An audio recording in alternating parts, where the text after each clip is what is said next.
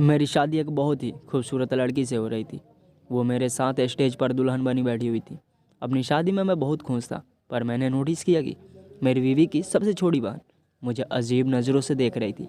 कुछ देर बाद वो मेरे पास आई और धीरे से मेरे हाथ में एक लिफाफा पकड़ा दिया। उसे ऐसा करता देख मैं घबरा गया।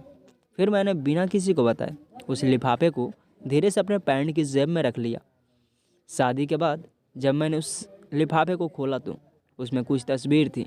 उस तस्वीर को देखते ही मेरे तो पसीने छूट गए, क्योंकि उस तस्वीर में तो मेरा नाम अरुण है। मैं अपने घर का इकलौता बेटा था और मेरी दो बहनें थी।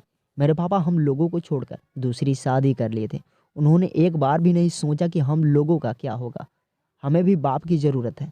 खैर हमारे लिए तो मेरी माँ और बाप दोनों थी, जिन्होंने हमें बाप की कमी महसूस नहीं होने दी।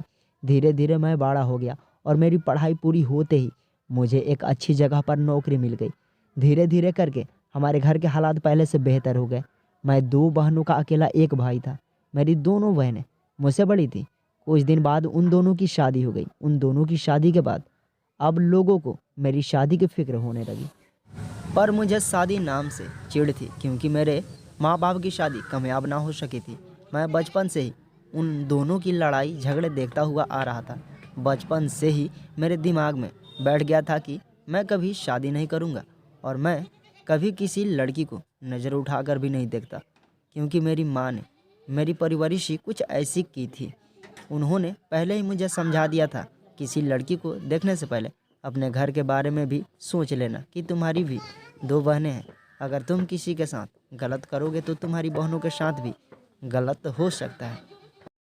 मैं सख्त इंसान था और यह शक्तियाँ वैसे ही अपने आप ज़िंदगी में नहीं आ जाती।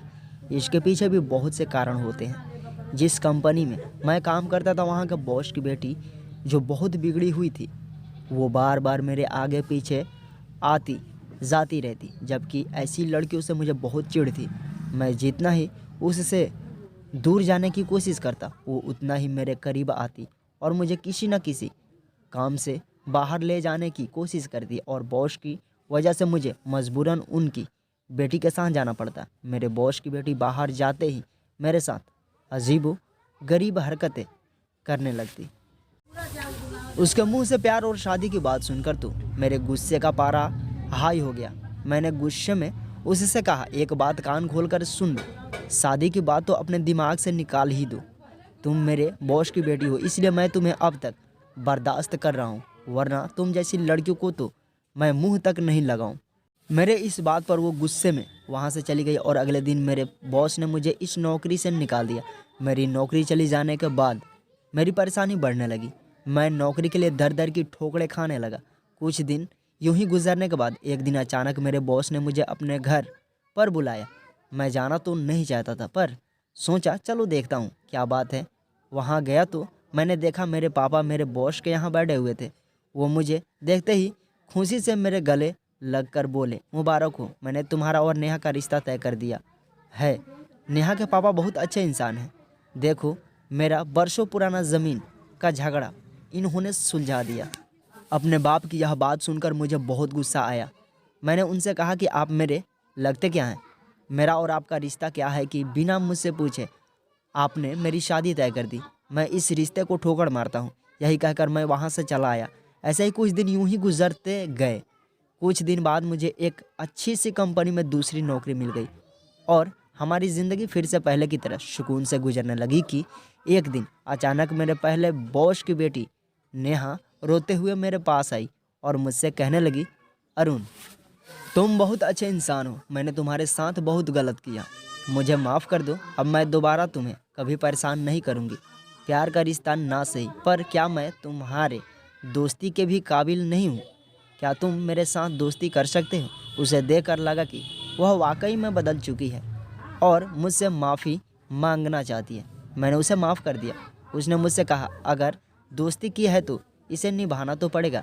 अगर तुम्हें सही लगे तो एक दिन तुम मेरे घर ज़रूर आना। अगर तुम मेरे घर आओगे तो मैं समझूंगी कि तुमने मुझे दिल से माफ़ कर दिया है। अगले एक दो दिनों में मैं उसके घर गया। उसने मुझे बड़े प्यार से चाय नाश्ता करवाया, पर चाय पीते ही मुझे क्या हो गया मुझे पता नहीं। आंख खुली तो सुबह हो चुकी थी और मेरे सामने पुलिस खड़ी थी और मुझे एक लड़की के साथ ज़बरदस्ती करने के जुर्म में गिरफ्तार करके ले जा रही थी। यह सब इतना अचानक हुआ कि मुझे कुछ समझ में नहीं आया। पुलिस ने मुझे जेल में बंद कर दिया। मैं हैरान परेशान था कि आखिर यह सब मेरे साथ कैसे हुआ। शाम होते होते एक मेरा दोस्त आया जो मेरा ज़मानत करवा कर मुझे ले गया। मैं घर पर जाने की बजाय हॉस्पिटल गया और अपने पूरे बॉडी का चेकअप करवाया। डॉक्टर ने बताया कि आपको काफ़ी मात्रा में नशे की दवाई दी गई थी। डॉक्टर की बात सुनते ही मुझे समझ में आ गया कि यह सब किया धरा मेरे बॉस की बेटी नेहा का है। उसकी माफ़ी वो सब नाटक था। उसके प्रपोजल पर मैंने उसे ठुकराया। उसे अपनी इंसल्ट बर्दाश्त नहीं हुई और उसने अपनी इंसल्ट का बदला लेने के लिए मेरे साथ यह सब किया। मैं सोच भी नहीं सकता था कि वह इतनी गिरी हुई हरकत करेगी। अपने साथ इतना बड़ा धोखा होने के बाद मेरा दिल घबराने लगा। मैं कुछ ना करके भी अपनी नज़रों से मुजरिम बन गया था। मुझे उस गुनाह की सज़ा मिली जो मैंने कभी किया ही नहीं था। मैं किसी तरह अपने घर गया। मैं बहुत शर्मिंदा था कि अगर मेरे घर वालों को यह सब पता चल गया तो मैं तो कहीं मुंह दिखाने के काबिल भी नहीं बचूंगा। जैसे तैसे करके मैं अपनी ज़िंदगी गुजार रहा था, पर मेरे दिमाग से नेहा की वो गंदी हरकत नहीं जा रही थी कि आखिर उसने मेरे साथ ऐसा क्यों किया। एक दिन मैं ऑफिस में था, तभी अचानक मेरे दोस्त का फ़ोन आया। उसने बताया तुम्हारे पहले बॉस की बेटी नेहा का एक्सीडेंट हो गया है और एक्सीडेंट में उसकी डेथ हो गई है। उसने तुम्हारे साथ गलत किया तो उसे उसकी सज़ा भी मिल गई। नेहा को उसके किए की सज़ा तो मिल गई थी, पर मेरे दिमाग में उसके गंदी हरकत की तस्वीर बार बार नज़र आती कि उसने मेरे साथ ऐसा क्यों किया। मेरे दोस्त ने मुझे बहुत समझाया और मुझे इस सदमे से बाहर निकालने का हौसला बढ़ाया। कुछ दिन बाद मेरे घर वालों ने मेरी शादी ज़बरदस्ती तय कर दी। घर वालों ने कई बार मुझसे लड़की देखने के लिए फोर्स किया, पर मैं लड़की देखने नहीं गया। पर जिस दिन शादी थी उस दिन लड़की को देखा तो देखता ही रह गया। वह देखने में बहुत खूबसूरत थी। उसे देखने के बाद अपनी शादी के दिन मैं बहुत खुश था, पर अचानक जब स्टेज पर पहुंचा तभी मैंने नोटिस किया कि मेरी पत्नी की सबसे छोटी बहन मुझे अजीब नज़रों से देख रही थी। देखते ही देखते उसने मेरे हाथों में एक लिफाफा पकड़ा दिया।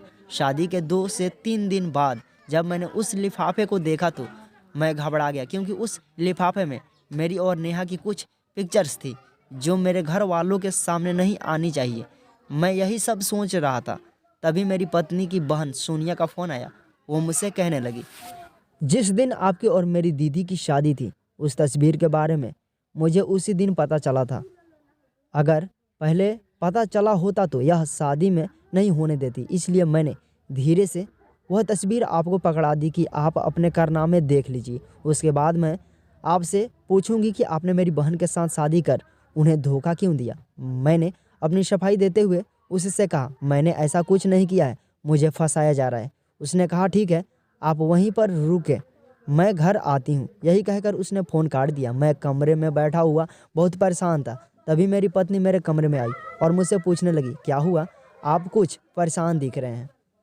मैंने कहा, हाँ बात ही कुछ ऐसी है। अभी मैं उससे यही सब बात कर रहा था, तभी उसकी बहन मेरे सामने आकर खड़ी हो गई और मेरी पत्नी आरती से कहने लगी, दीदी आपको पता है कि आपके पति ने शादी से पहले क्या क्या गुल खिलाया है। दीदी इनकी जगह आपके साथ नहीं बल्कि जेल में होनी चाहिए। अपनी बहन के मुंह से ये सुनते ही मेरी पत्नी ने अपनी बहन को एक थप्पड़ दिया और कहा, बस करो, अब इसके आगे एक लफ्ज़ भी मत बोलना। शादी से पहले अरुण जी ने क्या किया या इसके साथ क्या हुआ मैं तो नहीं जानती, पर जब से मैं इस घर में आई हूँ मैं जान चुकी हूँ कि अरुण जी कैसे इंसान हैं। यह कभी भी किसी के साथ गलत नहीं कर सकते। अगर तुम इनके बारे में कुछ जानते भी हो तो इनके साथ धोखा हुआ था, क्योंकि शादी की पहली रात को ही इन्होंने मुझे सब कुछ बता दिया था। अगर यह गलत होते तो यह अपने गुनाहों को छुपा सकते थे, पर जब इन्होंने कोई गुनाह किया ही नहीं था तो छुपाना क्या। अपनी पत्नी के मुंह से ऐसी बातें सुनकर मुझे अपनी पत्नी पर फ़क्र होने लगा, क्योंकि आज अगर यह मेरा साथ नहीं देती तो मैं तो कहीं का नहीं रहता। इसी को कहते हैं जीवन साथी। अगर एक पर कोई मुसीबत आए तो दूसरा उसके साथ कंधे से कंधा मिलाकर खड़े हो जाए। ये कहानी आपको कैसी लगी कमेंट करके बताएं और ऐसी नई नई कहानियाँ सुनने के लिए हमारे चैनल को सब्सक्राइब करें। थैंक यू दोस्तों इस वीडियो को पूरा देखने के लिए।